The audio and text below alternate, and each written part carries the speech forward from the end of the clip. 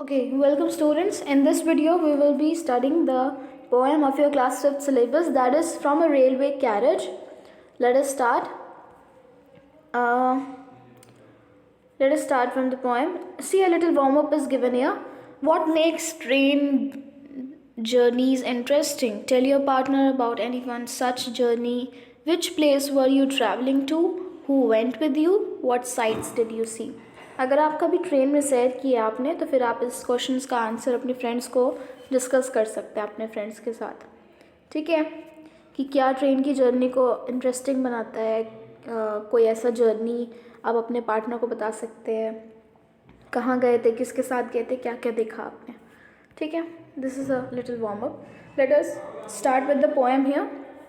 Faster than fairies, faster than witches, bridges and houses, hedges and ditches, and charging along like troops in a battle, all through the meadows, the horses and cattle. So see here, here it is described how a train moves. कैसे train चलती है यहाँ पे describe किया गया है. Faster than fairies, परियों से भी तेज़.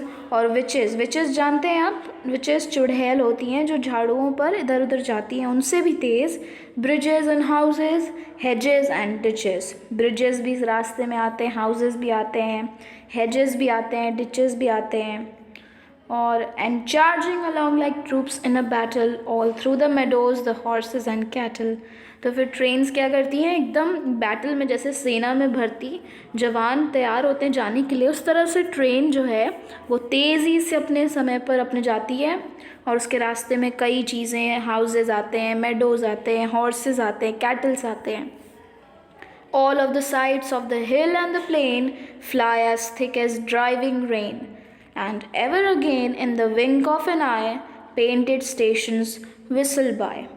So फिर उनके साथ ट्रेन जब जाती है तो कई कई चीज़ें रास्ते में आती हैं, हिल्स आते हैं, प्लेन्स आते हैं.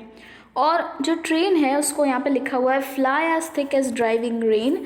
इतनी तेज़ी से जब ट्रेन जो आसमान से गिरती है उसी तेज़ी से ट्रेन जाती है. And ever again in the wink of an eye. और फिर आप पलक झपकाने, विंक ऑफ एन आई का मतलब है पलक झपकाने का जो समय होता है उतनी तेज़ी से ट्रेन जाती है. और जो वहाँ पे स्टेशंस हैं, स्टेशंस पे कई विसल्स बजते हैं. ये पूरा वहाँ पे आई कैन से सीन है कि किस तरह से रेलवे में ट्रेन्स जाती हैं और कैसे सब कुछ होता है. ठीक है, now see, here is a child who clambers and scrambles all by himself and gathering brambles. तो फिर वहाँ पर एक चाइल्ड है, वहाँ पर बच्चा है, उसके बारे में लिखा हुआ है कि वो वहाँ पर कहीं पे चढ़ रहा है. ठीक है, बेरीज तोड़ने के लिए कहीं पर चढ़ रहा है वो. ठीक है, ब्रैम्बल्स देख सकते हैं आप, thorny bushes on which berries grow. तो फिर वहाँ पर वो चढ़ रहा है और वहाँ पे बेरीज ले रहा है रास्ते में, ऐसा कुछ दिख रहा है. Here is a tramp who stands and gazes and here is the green for stringing the daisies. तो वहाँ पे रास्ते में एक ट्रैम्प है. ट्रैम्प कौन होते हैं? A homeless person moving from town to town and living by begging और डूइंग स्मॉल जॉब्स. तो ट्रैम्प एक वो इंसान होता है जिसके पास घर नहीं होता, वो इधर उधर घूमते हैं, छोटी छोटी नौकरियाँ करते हैं या वो भीख मांग के चलते हैं. तो रास्ते में ऐसा भी आता है. गेजेस मतलब लगातार देखना. ठीक है, and here is the green for stringing the daisies. So यहाँ पर ढेर सारे फील्ड हैं, यहाँ पर फील्ड भी आते हैं रास्ते में. स्ट्रिंगिंग द डेजीज़ का मतलब है, डेजीज़ एक फ्लावर है और उसका गुच्छा बनता है ना, तो फिर उसको भी यहाँ पर दिखाया गया है, बताया गया है. Here is a cart run away in the road lumping along with man and load. So वहाँ पर एक कार्ट है. कार्ट क्या होता है? वो जानवरों से खींचा जाता है, वो एक गाड़ी होती है. ठीक है, उस पर सामान भी रखा हुआ है और एक इंसान भी है. आप पिक्चर में देखेंगे पोएम में तो आपको दिखेगा. And here is a mill and there is a river. Mill देखिए क्या होता है, एक ऐसी जगह जहाँ पर आटा बनाया जाता है गेहूँ से या किसी भी चीज़ से, किसी चीज़ का आटा. तो रास्ते में वो भी आया एंड रास्ते में रिवर भी आया. Each a glimpse and gone for ever. एक झलक दिखती है और फिर उसके बाद सब चीज़ें वापस से चली जाती हैं. So this is a experience of a person, of the poet R.L. Stevenson. कि इनको किस तरीके से दिखा कि कैसे ट्रेन चलती है, और रास्ते में कई चीज़ें आती हैं। आप भी जब ट्रेन से जाते होंगे रास्ते में कई चीज़ें देखते होंगे। आप कभी भी जब आप ट्रेन पर जाएंगे तो इस पोएम को याद करिएगा, ठीक है।